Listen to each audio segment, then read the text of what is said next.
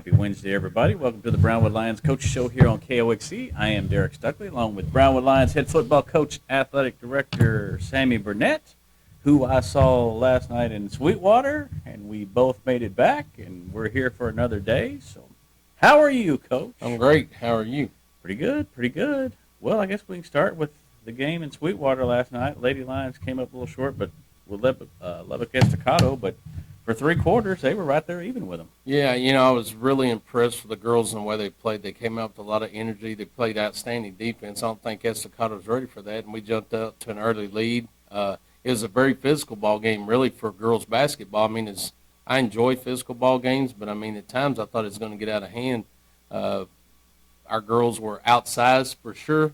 I was real impressed with the depth of Estacado off the bench. They were at least 10 deep, and they probably had four big girls that were real comparable to the girl from Glenrose, the 6'2" girl that was not the biggest of those two girls, but they had great girls on the inside. And, in a nutshell, it was a nip-tuck ball game all the way to the fourth quarter, and then that number 22 for Estacado, the big girl, got hot, and she went on a run, and I think she had close to 30 points for the game, but she got dominant. She never missed a free throw, and our girls fought to the bitter end. It was a great ball game from start to finish. I just think really the difference in that one was their ability to send in five at a time and just be fresh and be quick. And our girls, like I said, fought extremely hard. Our girls on the inside played big against some big girls. I thought they did a great job at times, but in the end, I think the dominance came from the big girls on the inside, able to get the ball in the paint. And that girl, they got some rebounds, and she put some balls back up and made some points, and I truly think she was the difference in the game. Yeah, it looked like they just kind of wore us down there in the fourth quarter with their size because they weren't making a lot of those shots early in the game. Right, and like I said, our girls were playing extremely hard and fast, and next thing you know, you look in and here comes five subs. And they put a fresh five out there and kept pressuring us and, pressing the ball and running a little half-court press and double-teaming the point and put a lot of pressure on us. And I thought, like I said, our girls handled that well, but I think the difference in the game was their ability to get the ball inside to the big girls. And they had three of them that stick out in my head a lot, and then one that came off as well. But they had four big girls that were in there where they were able to be dominant in the paint on the boards. And in that second half, that fourth quarter especially, got hot. Yeah. And that was the difference. But congratulations to Coach Hortz and the girls on an outstanding season. They were at times outmanned. What I mean by that is we aren't extremely tall, and our game is more of a perimeter-style game, and they competed hard and used the gifts that they had and performed to the best of their ability. So I tip my hat to them. It was a good run and had some good senior leadership. Well, we had some other events go on earlier this week. So, boy, did we! Let me run through these real quick. Again, boys basketball played their final district game Monday night in Mineral Wells. Mineral Wells got hot, got off to about a 12-point run, and we were never able to overcome that. So they dropped that game, which put them in a scenario with Stephenville and Graham.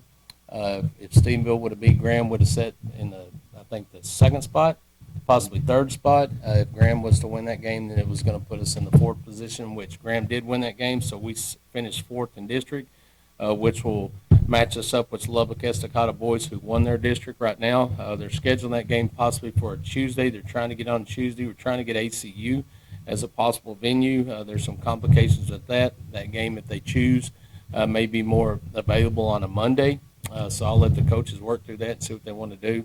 If not there, possibly Colorado City for that game. But as soon as I get that information for the bi-district round game for the boys basketball, I'll get that to you. But right now we're in the process of working on that. Our girls golf team went to Llano, performed well. Coach Wilson said the girls did really well for the first outing. The weather wasn't real conducive to golf, but they went out there and battled. London, England shot a 90 for the girls to lead them, followed by Haley Martindale, who shot a 91, so congratulations to them. Was able to go out and watch our girls softball team in their game Monday against first season opener against Jim Ned. Jim Ned jumped out to a 4-point lead. You could tell we were nervous. It was a different type environment. It wasn't a scrimmage type setting. It was a game type setting, so we put a little pressure on ourselves and made a couple of mistakes in that first inning to give them a 4-run lead. But after that, I thought our girls settled down well. We responded and scored 6 unanswered runs. and led 6-4, and then jumped out and scored a little bit more. And then sixth inning had an opportunity. It was 10-7 at the time. Add a couple more runs just to get to that top of the seventh and try to finish that ball game out. We wound up scoring 7 runs and wound up beating them 17-7. In my evaluation of the game, I thought there was a lot of excitement from the girls. They're excited about what they're doing. They made a couple of mistakes. They didn't let it get them down. I thought Wilson did a great job on the mound pitching for them, made them earn their hits when they got them, and we started hitting the softball, and I think my observation was probably the last 2 years, probably the best hitting exhibition I've seen from our girls. So congratulations to Coach McGee and the girls softball team for their first victory, 17-7 over Jim Ned. Our girls and boys soccer teams hosted Gatesville.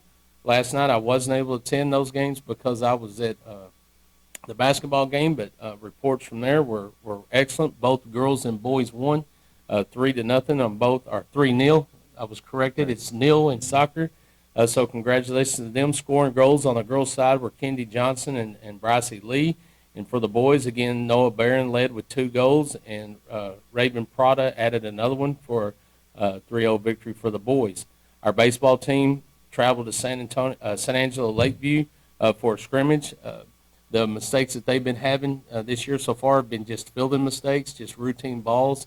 Have had a good job on the mound pitching and have hit the ball pretty well, and came out last night and performed well, played great defensively, had a great job from pitching and some timely hitting. I think Logan Posey hit a grand slam to give them 4 runs, and I think Taylor Besson added another one, talking to Coach, and they were real pleased with the output that they had last night. So if they can stay on a consistent level and continue to do that, they'll have a lot of success there. Excited to see what they do. They have a scrimmage later in the week against Wall. JV boys went and played golf in Llano yesterday. Will Stevenson led them with an 89, and Peyton Sharp shot a 90. So congratulations to them. You know, we're in a situation with the golf team. We'll gain a couple of basketballers to the golf team. Both the Gray boys, Luke and Grant Gray, play golf, so that's going to give us a 10-man team. They'll battle for that first position, second position, but hopefully we'll be able to put 2 5-man teams in the district tournament, possibly get a couple more kids out. So our goal is to get 2 teams out, which is neat. But all those 10 guys will be battling for the top 5 positions, and then of course the others will play in the second 5 group. But like I said, they may play a JV schedule from time to time, but our goal is to have all those guys compete in the district golf tournament and advance to the regional golf tournament. Coach Jones does a phenomenal job with them, and we got some great talent with them, so I'm excited to see what they do. JV tennis, led by Thomas Stewartson, was second in boys singles. Daphne Nance was third in girls singles. Emily Ochoa and Allie Fulton were first in girls doubles, and then Trine Ball and Andre Martinez were third in boys doubles. So congratulations to the tennis team, continuing to do great things. Coach Blasey and Coach Hudson do a phenomenal job with them. So we had some good results early this week, and look for some more results later in the week. Well, do you want to take a deep breath before you get into what else is a little happening pause this week? there. Right now, we have boys finish. The boys varsity boys are in Llano again, finishing up their round of golf. I'm excited to hear how that turns out. A little better weather today than we had in Lampasas, and maybe the course will be in a little bit better shape to see those guys, to see what they shoot and see how they turn out, what they turn in as a team. Also, we have boys and girls track headed to Weatherford this morning. Their field event started at 12 and the run event started at 4, so hopefully we'll have some good results from that. That's going to be a good track meet up towards the Metroplex. There'll be a lot of teams there for that one. It's a great time to start track. You know, this is about when everybody's starting. We moved that track meet from Thursday to today so that the weather would be good for them, so I'm excited to see what they have. We have nothing on Thursday, but Friday we'll have softball at Llano at 4:30. We'll have soccer, boys and girls, varsity only games against Little River Academy. The girls will play at 5 and the boys will follow them around 6. And then the baseball team will have their last scrimmage before they start their regular season against Wall at 6:30. That scrimmage is scheduled for Wall, but they're going through some reconstruction of the stadium, and they possibly may not have a backstop, so there's a chance that game could get moved to that scrimmage could get moved to Brownwood, and that's also if we're able to play on our field. We're still struggling getting on the field because of the weather, last weekend. So our field's still wet and still having trouble getting on it to practice. So we'll see how that goes. And also on the same lines, on Saturday is a big event for us. The James Crow Alumni Baseball game is going to be held on Saturday. Again, if we are able to get out on the field, we're going to host that, and I'd like to go through a little bit of information for that. That's Saturday, February the 18th at Morris Southall Field. Batting practice will start at 10 a.m., followed by the Home Run Derby at 11. If you're an alumni and want to go out and hit that Home Run Derby, or if you're not an alumni and you just want to go do it, I'm sure they'll allow you to get in there and do it. That's a $10 entry fee. I can't wait to see you in that. I don't know that I'm going to do anything. I'm old. You're an alumni, though. Yeah, I am. But I don't know if I'm going to be able to do anything. But be out there, enjoy that. Again, $10 entry fee for the Home Run Derby. The game will start at 12. There will be a gate fee, and that is simply donation.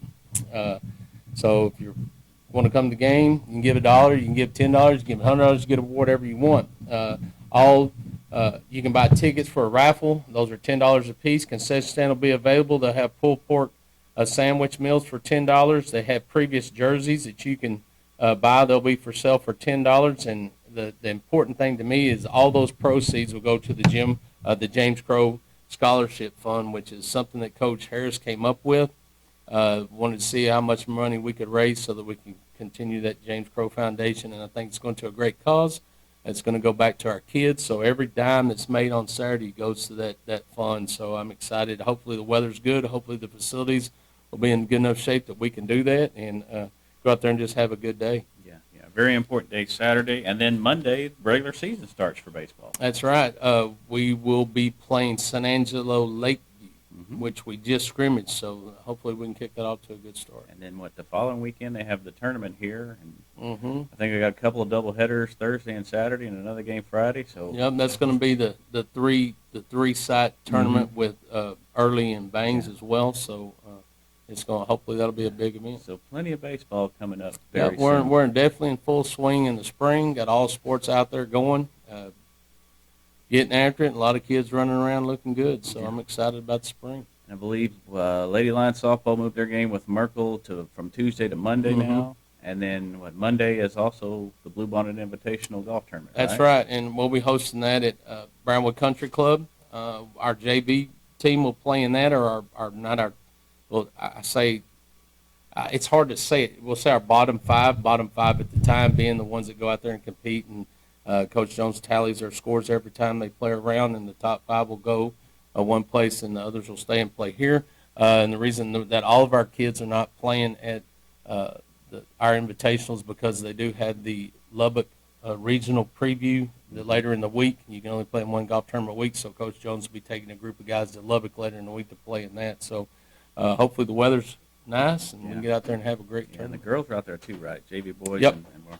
Okay. Girls and JV boys. All right. So, plenty of things are going on these days. That's right. It's not hard to find something to do. Our plate is full. And sadly, I see you a lot anyway. Yeah. But I'm fixing to see you a whole lot more. Why is that? Sometimes you can just get enough of somebody, and I imagine you get enough of me. Nah. Who could ever get enough of you? Ooh, my wife, apparently. Oh. Well, we'll talk about that some other time. Yeah, that's for a later note off the air. Yeah. No. Anything else you want to mention today, Coach? Yeah, I just thank those that make this show possible. Auto Glass Magic, Burner Auto Group, Syntex Body and Paint, Syntex Equipment Sales, Citizens National Bank, Dan Hill Containers, Dr. Bond Young, Dr. Pepper Bottling Company, Edward Jones Investments, Hendrick Medical, Highway Enterprises, Humphrey Pete's, Heartland Funeral Home, Landmark Admin, MC Bank, Painter Johnson Associates, Smith & Sharp Agency, Sonic Drive-In, Stanley Chrysler, Texas Bank, Weldon Wilson Electric, Western Bank, and Willie Steve. There you go. Where's my guy? He's not in that picture, Star. Where's 8? Bringing up the rear? Yeah, probably. That's going to kick off starting tonight at 7:15. They have some qualifying going on if you're a NASCAR fan, and for the rest of the week through Sunday, they'll have all kinds of events going on at Daytona. Star, this is where we swap spots. You can come over here, and we can talk about NASCAR because me and Star can talk about it. That's for sure. Yes, you can. I figured we could start a high school NASCAR team. Go for it. There you go. They're starting, they're doing a lot of high school barbecue teams that go out and they have like 10 or 12 to 15 You could coach contests. that too. Yes, they Yeah. have 12 to 15 contests in the state of Texas. Goldthwait hosts an event, but they have high school barbecue teams, and I think that's pretty neat. I see you're looking into it. Yeah, one of these days, about 70, when I retire, maybe they'll let me do culinary, and I can head up the high school barbecue Well, team. there you go. Plans for the future. If I'm still going at 70. Probably. I hope so. Probably. All right. Well, we will be back Monday to wrap up everything that happened this weekend here on the Brownwood Lions Coaches Show on KOXC, KOXC.com, the KOXC app, and the KOXC Facebook page. Have a great day, Brownwood.